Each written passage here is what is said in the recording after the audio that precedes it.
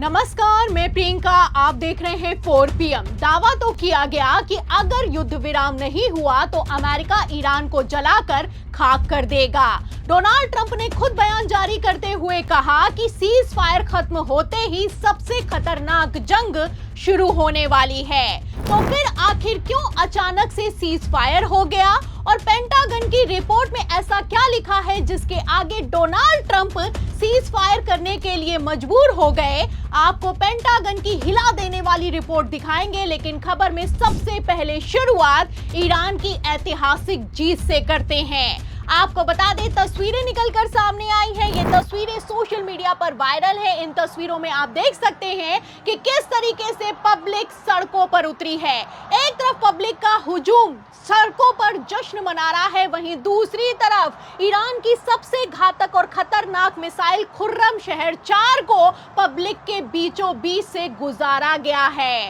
मतलब संदेश साफ है कि ईरान ने क्लियर कट कह दिया है कि ईरान तो जंग के लिए तैयार है, लेकिन क्या अमेरिका इस जंग के लिए तैयार है? सवाल तो इस बात का खड़ा होता है। आपको बता दें कि ठीक एक दिन पहले डोनाल्ड ट्रंप की तरफ से कहा गया कि सीज फायर किसी भी कीमत पर आगे नहीं बढ़ेगा। अगर युद्ध विराम की बातचीत में ईरान नहीं शामिल हुआ तो ईरान को जलाकर खाक कर देंगे। इतना ही नहीं, डोनाल्ड ट्रंप की तरफ से तो यहां तक कह दिया गया कि सीज फायर खत्म होते ही जंग अपने सबसे खतरनाक स्वरूप में शुरू होने वाली है। एक तरफ डोनाल्ड ट्रंप की तरफ से धमकियां दी गईं, वहीं दूसरी तरफ ईरान ने कहा कि बंदूक की नोक पर युद्ध विराम नहीं करेंगे। आपको बता दें कि जब ईरान ने किसी भी तरीके से सरेंडर करने से साफ इनकार कर दिया तो डोनाल्ड ट्रंप बैकफुट पर आ गए। रातों रात अमेरिका की तरफ से सीज फायर का ऐलान किया गया और इस बार मैं आपको बता दूं कि इनडेफिनेटली सीज फायर लागू कर दिया गया है। मतलब कि ये सीज फायर अनिश्चित काल तक लागू रहेगा जब तक युद्ध विराम की बातचीत नहीं हो पाती है। खबर निकलकर सामने आई है, द न्यूयॉर्क टाइम्स की तरफ से इस खबर को ब्रेक किया गया और उसमें लिखा गया है कि सीज फायर खत्म होने के कुछ ही घंटों पहले डोनाल्ड ट्रंप युद्ध छोड़कर भाग खड़े हुए हैं। मतलब ये अपने आप में बहुत बड़ी खबर है कि सुपर पावर देश एक छोटे से मुल्क ईरान के सामने सरेंडर होने के लिए मजबूर हो गया है। खबर निकलकर सामने आई है, एक तरफ डोनाल्ड ट्रंप भाग खड़े हुए हैं, वहीं दूसरी तरफ ईरान ने कह दिया है कि हम तो किसी तरह का कोई सीज फायर नहीं चाहते हैं। ईरान के प्रेस टीवी के हवाले से आधिकारिक तौर पर घोषणा करते हुए कहा गया है कि ईरानी डेलीगेशन पहली बात तो इस्लामाबाद में जो बातचीत का दूसरा दौर होने वाला था उसमें शामिल नहीं हुआ, और तो और ईरान ने किसी भी तरीके के सीज फायर की डिमांड भी नहीं की, लेकिन फिर भी डोनाल्ड ट्रंप ने सीज फायर के जरिए अपनी हार को छुपाने का काम किया है। ईरान का कहना है कि हम तो जंग करने के लिए तैयार हैं, लेकिन अमेरिका और इजराइल हमसे थक चुके हैं, हमसे हार चुके हैं। मतलब ईरान की हिम्मत के आगे एक सुपर पावर मुल्क भाग खड़ा हुआ है। जिस तरीके से डोनाल्ड ट्रंप ने सरेंडर कर दिया है और अनिश्चित काल के तौर पर सीज फायर का ऐलान किया है, ये अपने आप में कोई छोटी बात नहीं है। आपको बता दें कि खबरें यहां तक निकलकर सामने आ रही हैं कि एक तरफ ईरान ने दावा किया है कि अमेरिका हमसे हार चुका है, वहीं दूसरी तरफ अमेरिका के रक्षा मंत्रालय पेंटागन ने हार भी मान ली है। जी हां, लेटेस्ट खबर निकलकर सामने आई है आज की ये खबर है और इस खबर में पेंटागन के असेसमेंट में माना गया है कि ईरान अभी भी युद्ध लड़ने के लिए पूरी तरीके से तैयार है। पेंटागन की रिपोर्ट में लिखा हुआ है कि मिलिट्री कैपेबिलिटीज अभी भी ईरान के पास पूरी तरीके से मौजूद हैं। पेंटागन का कहना है कि जो अनुमान लगाए जा रहे थे वो अनुमान पूरी तरीके से फेल हो चुके हैं। ईरान को जो सोचा गया था, ईरान उससे भी ज्यादा ताकतवर दिखाई दे रहा है। तो ये पेंटागन का हाल हो चुका है। एक तरफ डोनाल्ड ट्रंप कहते हैं कि ईरान की सेना खत्म हो चुकी है, ईरान के हथियार खत्म हो चुके हैं, ईरान देश खत्म हो चुका है, वहीं दूसरी तरफ पेंटागन कहता है कि कम समझने की गलती मत करना।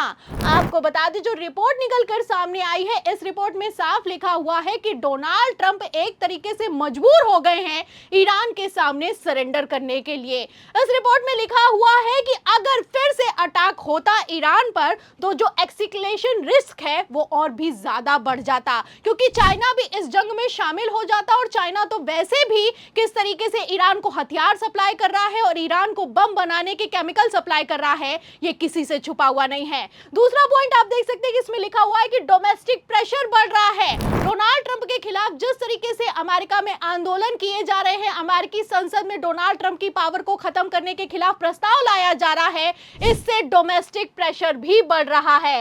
आगे लिखा हुआ है कि एलाइज पुश है, मतलब कि जितने भी अमेरिका के साथ वाले देश हैं उन्होंने अमेरिका का साथ देने के लिए साफ इनकार कर दिया है, कोई अमेरिका के साथ नहीं खड़ा है। और लास्ट पॉइंट आप देख सकते हैं कि इकोनॉमिक कंसर्न्स, मतलब अभी तो स्ट्रेट ऑफ हॉर्मुज बंद है, लेकिन अगर लाल सागर में बाब अल मंडेब भी बंद हो गया तो किस तरीके से पेट्रोल और डीजल के दाम और गैस के दाम बढ़ने वाले हैं और पूरी दुनिया में त्राहिमाम मचने वाला है, ये किसी से छुपा हुआ नहीं है। बड़ी खबरें हैं, बड़े की पॉइंट्स हैं और इन पॉइंट्स के आधार पर और पेंटागन की रिपोर्ट के आधार पर डोनाल्ड ट्रंप तो नहीं चाहते थे कि वो सरेंडर करें, लेकिन पेंटागन ने कहा कि सरेंडर करना मजबूरी होगा।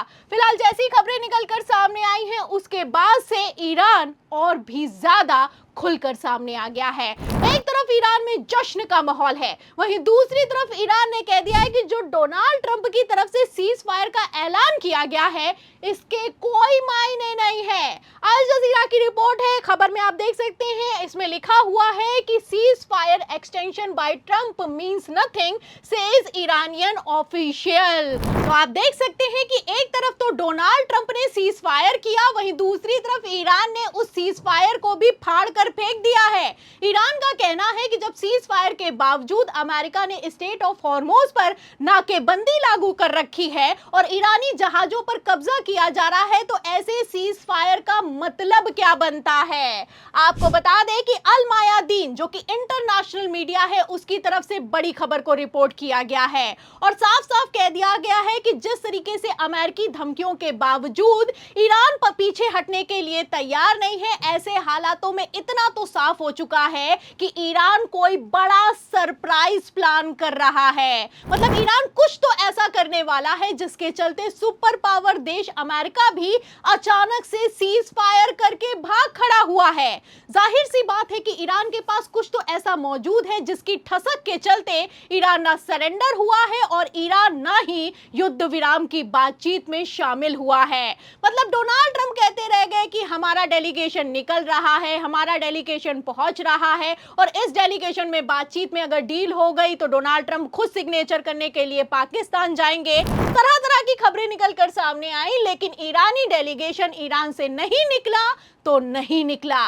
फिलहाल अगर सीज फायर की बात की जाए तो बड़ी खबर निकलकर सामने आई है कि सीज फायर के बावजूद भी अब स्टेट ऑफ हॉर्मुज पर तनातनी के हालात हैं। एक तरफ अमेरिकी नेवी आगे बढ़ रही है, वहीं दूसरी तरफ ईरान ने जवाबी कार्रवाई करना शुरू कर दिया है। आपको बता दें कि ईरान के विदेश मंत्री हैं अब्बास अराक्ची, उनकी तरफ से तो बाकायदा बयान निकलकर सामने आया है कि सीज फायर के बावजूद जैसे अमेरिका ने स्टेट ऑफ हॉर्मुज पर नाकेबंदी लागू कर रखी है, यह सीज फायर का खुला उल्लंघन है। और तो और अराक्ची ने तो यहां तक कह दिया है कि जिस तरीके से ये लोग हम पर अटैक कर रहे हैं, इससे कैसे निपटना है ये हमें अच्छे से आता है। तो खबरें आप देख सकते हैं, अल जजीरा की खबर ने इस खबर को ब्रेक किया है और इस खबर के आते ही नेक्स्ट जो खबर निकलकर सामने आई है उसने सुपर पावर देश की सारी हेकड़ी निकाल कर रख दी है।